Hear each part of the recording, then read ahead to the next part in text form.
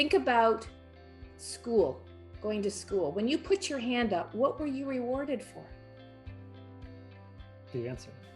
The answer. So we get trained really early on that that's what we're supposed to be doing. And how many times, at least for me, I've been in training sessions, meetings, and someone says, oh, I hope this isn't a stupid question. We actually believe, we've been trained to believe asking questions makes you look like you don't know what you're doing, that you're not that smart. So it has been, the fire has been burned out on that. It hasn't been flamed up. So the capacity building to have both, sometimes we need to, give answers. This ability and capability that was a big development for me. Because again, I came through a system that rewarded me for the answers. Not, give me a big question here around this, what we just talked about. I want to hear your biggest question. We didn't encourage that.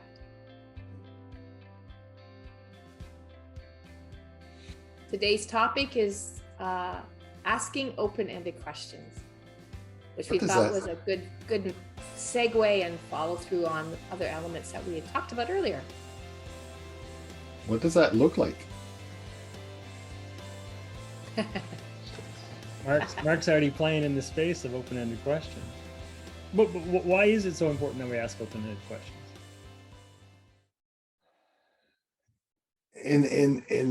From a coaching conversation perspective, we're going to go into that and we're going to talk about that, like we always do. But let me just back up here. From a simple conversation perspective, it is so much richer in my conversations when it comes to asking a question and it's an open one. It just, the name says it, opens up the conversation. For me, the intent is multiple. Karen, you say this so well, that curiosity, that authentic curiosity, not to say, it's not a, what was the word I'm looking for? I'm not trying to pry. It's an authentic curiosity. But it also allows that innovation. That's the word I was looking for. That innovation in that conversation, where instead of saying, do you want to do this today with me? What would you like to do together today? There's a big difference in a simple conversation. So that openness, just the word open. Something that I notice a lot, and it drives me a little bit batty, now that I know this way of life, of being curious, trying to find out more information as opposed to directing somebody down a path that you think they need to go, is listening to interviews where the moderator or whoever's facilitating is preloading the question with kind of the way, the place they want to take it, as opposed to letting the person kind of play and find out what's really underneath and what's coming out of them.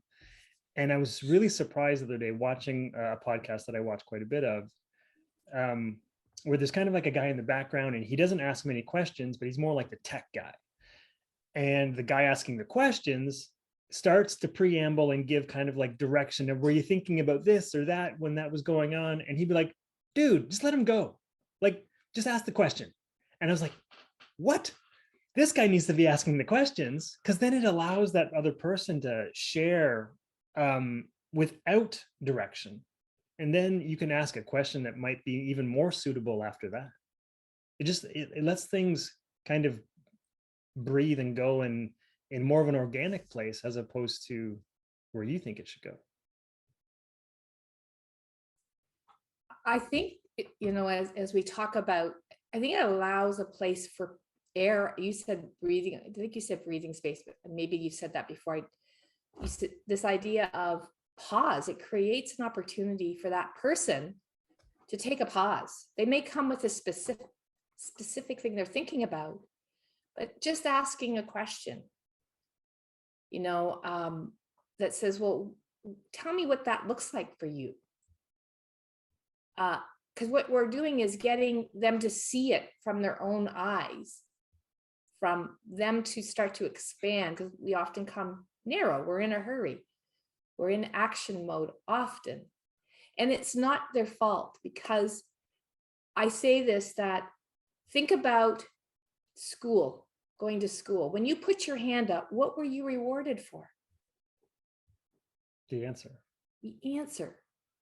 So we get trained really early on that that's what we're supposed to be doing. And how many times, at least for me, I've been in training sessions, meetings, and someone says, oh, I hope this isn't a stupid question. We actually believe, we've been trained to believe asking questions makes you look like you don't know what you're doing, that you're not that smart. So it has been, the fire has been burned out on that. It hasn't been flamed up. So the capacity building to have both, sometimes we need to, give answers, but this ability and that was a big development for me. Because again, I came through a system that rewarded me for the answers, not give me a big question here around this, what we just talked about. I want to hear your biggest question. We didn't encourage that. Mm. So I think we're all curious, but we have the learning of how to ask an open-ended question, which is really, really expands our curiosity, not just for ourselves, but genuinely that person gets to get curious about this particular issue or topic or area that they're wanting to be in conversation with. It helps them get super clear about why this is on their agenda today. It's quite clear, 100% clear for me, how the open-ended question supports the other person in the conversation. That's clear. Here's the upside, another upside as well. Here's what it does for me in that conversation. It does two things. First thing is it forces me to listen at a deeper level, because if I'm going to ask an open-ended question, I'm going to have to be paying attention to what you're saying so I can ask that pertinent, authentic, curious, open-ended question that supports the conversation. That's the first thing. And that's strong, listening to a deeper level. The second thing it does, it also forces me to let go of where I think this conversation should go and be present. So let go of that thing that's going in my mind right now as, oh, I need to say this, or I need to respond with a smart thing. Rather than respond, that question can be a lot more powerful supporting that conversation than my 2 cents. So it allows me to let go of that. I think that's really important, Mark, because when we hold on to that 2 cents, because we had a really good question 2 minutes ago. If we hold on to that and then ask that question may no longer serve that other person. But you letting go of that and staying with them allows you to ask the next best open-ended question and not regress and go back a few steps. Because there was momentum there that took you there for a reason. And the fact that you're able to let it go allows you to continue that conversation in the direction that they want it to be. And they want it to be headed. Marc, I know we did this in one of our sessions, and it was a lot of fun to set it up that they were to ask a question that the person asking the question didn't need the answer to. And so that was fun to watch and fun to play with. But again, it was another tweaking of awareness for myself that what you value is the twinkle, and that's the word I would say, the spark, that this question that you're asking for them, like, what could I ask that would help them go deeper or wider? Like, you just said this, what does that mean for you? Versus, trying to, and then watching the sparkle come in their eyes when they answer that question, because they're just going a little bit into the deeper, meatier part of right where they're at right now. So that would be the second thing, Marc, that's my learning. I love to jump and hop ahead. I'm a hopper. I want to get you to here. what I like the idea of steaming, like the teapot, getting some steep tea. How do I stay here and support them getting a little bit more here and seeing what emerges from that place? That's fun. It's funny, you went there for the client or the coach, your person you're talking to, and I was thinking from a facilitator standpoint, when you're facilitating a coaching conversation where you're trying to support other coaches asking questions, and I'm like, that twinkle for me is watching them ask a pertinent question for now, for what just happened in this last 10 seconds, as opposed to what's been going on the last 5 minutes. So it's funny that your twinkle is the other person right now. My twinkle is the other person, but asking the question and going, yes, they did it. They asked a pertinent question. That's exactly what we want to see. Yay. Here's the challenge. Here's the challenge for both of you. What are some, and I love this, that we're not scripted, because you didn't see this coming. And I'll answer first to give you time to think about it. What would be an example of one of the most powerful open-ended questions that you've either asked or witnessed? And for me, I have two, and I'm going to make a second point because they were the shortest. The first one was at one point where somebody was involved in the conversation, and I was involved as well. And my open-ended question was, how so?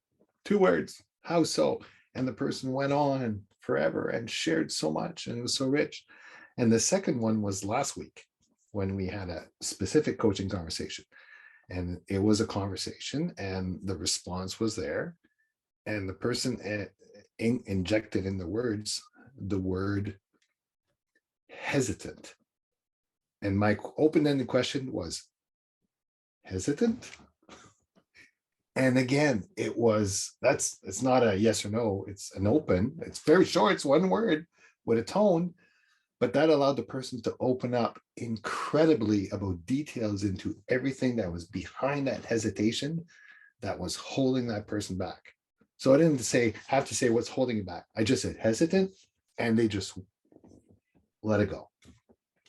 So for me, that was incredibly, I'm not gonna say enlightening because we're kind of aware of it, but revealing or surprising or pleasant, just witnessing that person be able to talk about all of that. But the funny thing is, neither of those 2 questions were intentional. It was like an instinct of curiosity. And then it was, oh, that was an interesting open-ended question, a 1-word one, cool. But it was after the fact, it wasn't intentional. You're asking me for what the most powerful question is that I know. It depends in the moment. So it depends on what they have just said. And oftentimes it's kind of a similar offshoot to what you're saying, Mark, is curiosity about a word that they just used. So reflecting back that 1 word. What is hesitance to you? Like, get them to describe that word, because you have a meaning of hesitance. Karen has a meaning of hesitance. I have a meaning of hesitance. But what is hesitance in this context mean for them? And have them open that up. And those are the ones that I find are the most powerful, because it's their word, and now you're getting definition on their word. Yeah, I would echo that. What I will listen for is, some people, like, we all have a place where we go, and when people say my gut's telling me, they'll tell me at some point in time. And so as I'm listening, then when they're kind of at a place where they're hesitant, you can say, I don't know if I can do. So what's your gut telling you? So I listen for where are they right now, grabbing their senses. Sometimes they say the way I think about this, or my heart's telling me. They'll give you a sense of where they are. So I'll grab that, and because I'll say, that's your wisdom. Pull on that and always use the word, for sure. I was coaching a woman for a very, very long time who was very closed on her emotions. And so, I tried a few questions, but nothing would happen. And the last time, I asked, what's holding you back? Because she said, I don't know if I can do this. So what's holding you back? And she said, fear. And so I went, wow. And so I got her to tell me what's underneath that. What does fear look like for you? And how is this showing up? And she told me a very long story about something that happened to her 30 years ago. So it was very, very cool that I had used questions in the past to see if she could express language around emotion, and she wasn't ready to open it up. And I was not expecting to get an emotion response. But when I was able to, when I asked her, she was ready to go there. So that's why you're right. Using their words is so powerful. And that's the expansion part that I talked about. The idea of expanding on where that meaning is for them. It just keeps striking me how it doesn't matter what form of conversation that we're having or what approach we have, we're always looking for some type of clarity at the beginning, some type of uncovering. And obviously open-ended questions serve that purpose for the person we're talking to, and for our understanding as well. Even when we're looking at a discussion on possibilities where we're looking to maybe get a few ideas, well, even more so, because what else other than an open-ended question allows for that innovation to occur, and innovation intentionally, because if you keep doing what you always done, you always get what you always got. So let's look at possibilities in a different way. And how do we do that? Well, we start being innovative with open-ended questions. But even when it comes down to moving into action, when it's obvious, okay, this is what I'm doing. Well, we all know that's not automatic. Even if I say, I'm going to do this, I'm going to lose some weight, that's my action. I'm going to go to the gym 3 times a week. Sorry, I'm not Ian. I don't go 3 times a day. So 3 times a week. But then the question would be for me, for a person asking me that question, well, what do you need to support that? So again, open-ended questions to support action have absolutely their place to support it and encourage it and reinforce it. So it just seems to me all around a good thing to do. I use a closed questions strategically with a very specific intent, more so than the open one. So you guys have converted me. I'm open-ended question oriented now. The closed one is usually the smaller one. It's usually when I want to make a point. Do you see what I mean? Do you understand what I mean? So that's like a close. Do you understand? Yeah. Thank you. So when I'm looking to close a conversation. But yeah, exactly. That's the intent. See, so that's what it all comes down to. What's your intention here?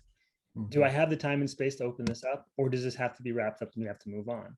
I mean, at some point, your conversation needs to end to go on to other things. You have life. You've got kids falling at school. You've things have to move. So it's just knowing what's my intention and what am I trying to accomplish here, and is it serving that other person? Yeah, I think there's a rhythm. There's like that exploration opening, and then as it comes down, it's just supporting them to move into bite-sized chunks. So that might mean more narrow questions. Okay, we have these 3 options. What's the one you want to do? What are 2 next steps? Who are 2 people that you'd mentioned a lot of your family? Give me some names so that they can start getting some specificity, so that it's bite-sized, doable, and accomplishable at the end. So it's not like it's all the way through and you spatter it through. I wanted to share a story. I was telling Ian I wanted to share it on this particular session. So a few weeks ago, as you know, we did a training session for peer coaching circles. And we are always on backup if we need to go into the one-on-one coaching. So I got to be coached. And my coaching topic was about, as you know, I'm looking at finishing this time in my life, going into chapter 3 and maybe closing down my work. And so I said, well, I might as well talk about it. It's on my mind. So I gave her the topic and we had 17 minutes.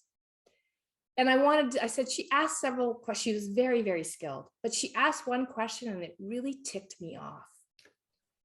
And it was, what is your ideal day? I thought, oh God, ideal day. I mean, I don't have one day and my internal chatter was absolutely like, this is dumb. Does she not know? I don't have a day that looks the same. I'm daycaring, I'm working, I'm on a board for the curling club. So this is my chatter. I said, just give me a second. So I wrote it down. And guess what wasn't on my list for the ideal day when I wrote it down? Work. And I remember thinking to myself, if I hadn't have that question. So sometimes that's what I want to say is questions can agitate someone, so don't be afraid that it's okay to ask something like that. And it has totally served me well. And that question, I don't even remember the rest of them. So quantity is not your goal. And even the less is more. And she didn't have a lot of questions for that short period of time. 17 minutes mobilized me to get out of the fear and what do I do next to, oh, well, what I do know this year, work is not going to be on my list by the end of this year. Because it's not that it's not important. I'm seeing the possibilities. That's what I wanted to say of what I really do want to do in love. So it was so questions are meant to disrupt your pattern. And so I was so appreciative of this professional amateur, which is what we stand for, already, asking some cool, short questions. She didn't tell me. It was a very open-ended, what is your ideal day? And I like the fact that she didn't start to lead you down the garden path as to what that might look like. Like if you had to wake up and have this for breakfast and to start filling your head with all of the things that you want or that they think you need to hear to understand how to answer the question. Marc, we often talk about the deadly three, right? The preambles, the leading questions, and closed questions, right?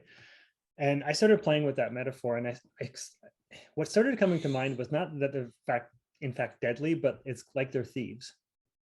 So they rob the other person of them finding their answers, discovering their path, discovering what they want to do, and even robbing them of the discovery of it, right? Like there's even something kind of magical about you having the aha, going, oh, that's what I'm doing. Karen, I'm so ticked off right now. Okay, why am I ticked off? Why does that bother me? What is it? What's going on inside of me? So that question inspired a bunch of new questions inside of yourself that you needed to kind of investigate to be, oh, this was beneficial. This is helpful. It didn't feel good in the moment, but I needed that disruption to feel something different, to approach differently, to make a switch. It's at a deeper level, it is so powerful. Karen, your story of your conversation, it's so powerful. Ian, that description is so powerful. And we know that to uncover and to go at a deeper level, the open-ended question is huge. Here's one little speck, even a little trial of awareness around that. Even if we don't go at a deeper level as a result of the open-ended question, let's say not everybody gets to that deeper level. The mere idea of having somebody ask you an open-ended question in response to something you just said makes it that you're being listened to like you've never been listened to before. You get that aha moment, perfect, that's awesome. And we see them a lot as a result of open-ended questions. But even if you don't get that, just the mere being there for the person and asking that open-ended question. So an example, if somebody says, oh, I really feel frustrated. Okay, well, if I understand correctly, you're frustrated with the whole situation. That just tells a person that I'm really good at throwing back at them what they said. But if I say, tell me more about that frustration. How's that frustration show up for you right now? What does it do for you? That is listening at a deeper level. Listening at a deeper level. And you know what? Today, a lot of people will walk away from some of these coaching conversations that we have saying, I didn't have a solution, but I felt listened to like I've never felt listened to before. I think that It'll just change by the way you listen to them. Yeah, I mean, I think you said it earlier, Marc. By you remaining open, you're listening deeper, so you're following the conversation in a different way. That is the proof that you're listening to that other person, and that's why they feel listened to. So even if you decide you ask closed questions because you're not maybe particularly skilled at asking or you're asking the leading question, at least you're following the threads that they're giving you and you're asking something that's in line with that. So, I mean, it's first you got to realize that you're doing it, that you're not paying attention, or that you're in your head and you're trying to whatever effort your questions. And then I lost my train of thought. I got in my head there for a second. How has asking open-ended questions changed your life? Let's go real deep here. How has it changed it?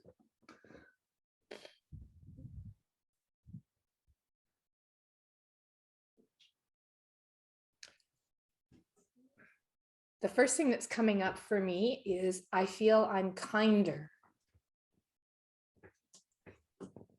I feel that it has allowed me to be more open to other perspectives. I've learned more as a result of open-ended questions because I get more. And I feel less pressure to be responsible for whatever. I don't know. It's just lessen that belief system, especially with my family.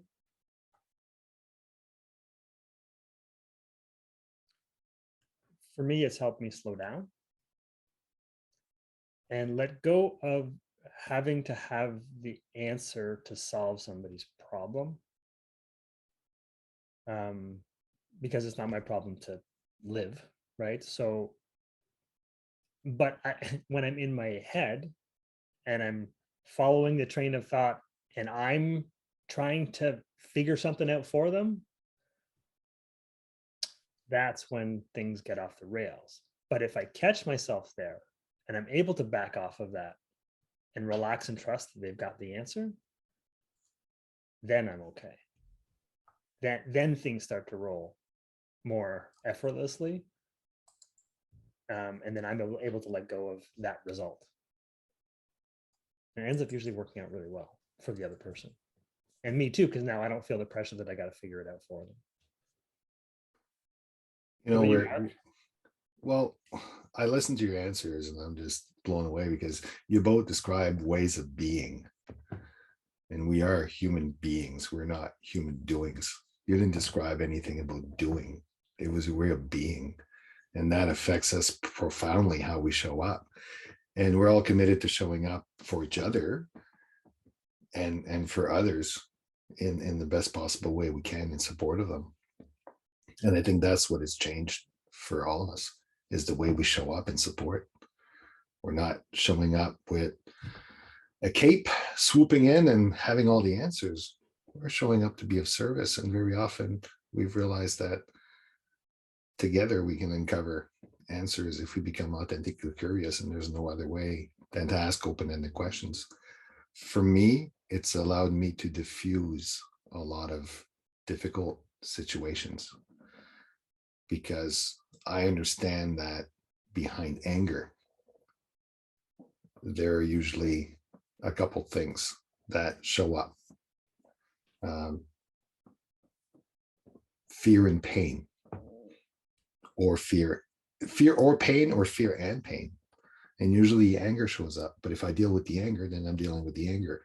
So asking open-ended questions to uncover what fear, what pain, has allowed me to diffuse some very difficult and aggressive conversations that have showed up in my career path. And how can you diffuse, and also diffusing my anger, my own. Mark, what do you think those questions do for the diffusion of anger? Well, if somebody is angry about a certain thing, let's say, take any specific thing that would make you angry, asking an open-ended question to be able to uncover what fear is behind it that's fueling it, you're now addressing the underlying situation, not the symptom that's showing up. Mm-hmm. If I'm angry because somebody has insulted me and I'm displaying that anger, and am I angry? I'm angry. I'm angry. But somebody says, why? What's going on with you? Well, Karen said I was incompetent. It's not because Karen says I'm incompetent that I'm angry. It's because I said fear pain. I'm feeling that pain. Or maybe I'm fearing that Ian's going to believe her. Okay. But either way, there's a reason behind that anger. Because if I didn't care that Karen says I was incompetent, then I wouldn't be angry. It's that fear that's behind it. But how can you uncover that unless you ask a question? Usually, I'm not going to volunteer that information, because we don't tend to say, I'm sad, I'm in pain, or I'm fearful. Those are not things that we've been brought up to talk about. So for me, being able to ask those open-ended questions to uncover that in the situation of anger, for me, has changed my life. I think the fundamental too is for me, and I don't know if it is for the other, you both, is we know the answers inside that person. And so if you can dig into those areas, and then they can start to, and I know I use Ian's company's name a lot, deconstruct that and see it and notice it, and then acknowledge it and say, okay, what do I want to do about that? That doesn't, it really supports them.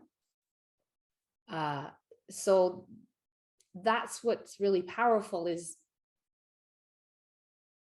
I don't know if I said this in the other videos, but the probability of someone, I may have brilliant strategies in my world to give others, but it's from my perspectives, my beliefs, my fears, my worries, my hopes, my dreams. So even though it may sound good and they're writing it down, what's the probability of them being able to do something and mobilize that and sustain it? Low. You feel good, but the success rate is actually diminished considerably. Asking open-ended questions and having them know what's in their world, what their worries and fears and hopes and possibilities and relationships and people that can support them and ideas that they have and steps that feel good for them.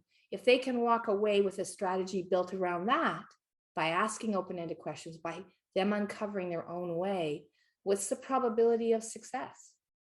Significantly increase, because it's familiar, it's in their world. And when we leave a conversation, whether it's advice giving or coaching, they're pretty well on their own, unless you're following them along, which we're not in most scenarios of our lives, including our relationships that are close, because we want to be autonomy. That's a human desire. So I love that it builds the sustainability muscle in them. Yeah, and I think it's different when they see it for themselves. And then they can put pen to paper as to what the steps that they need to put in place for themselves that are going to work. You're right. My mother telling me to clean my room is not going to get my room clean. And so what are the steps that I'm going to take to clean that room? How often, how frequently, what's my process going to be? What's going to get me in my way? What could get me out of my way? Who could I talk to when I do get in my way? So like setting up, having them come up with a more full array of what's at their disposal, as opposed to just maybe the things that we would insert, right? The way that would work for us, and allow them to create their own strategies. Because then now they can own something for themselves. It's not necessarily my proven strategies to success, and if you have these 4 things, then you will be successful. It just doesn't work like that. We're not cookie cutter people. We all have a different recipe for success. So get them to explore it, and then maybe the next time you chat, maybe you find out again more specifically what they need to do, because things fell off at some point down the road. If we were lucky enough to have that follow-up conversation. But ultimately it's their path, it's their journey, it's the things that they need to learn how to do in their lives. That's a great point, because a lot of our conversations are in passing. They're very short. We get a small glimpse of the person's life in that short period of time, whether it's 10 seconds or 10 minutes, it's still relatively short. Could be an hour, that could still be relatively short. So if I'm going to be of service to the person and have a meaningful relationship in that short period of time, that authentic curiosity and asking those open-ended questions is really important. I'm going to say critical if I want to be authentic. Otherwise, I'm just trying to get rid of you. It's also relationship building, right? Oh, Yeah. they have actual interest in what I'm saying. Oh, they want to hear more.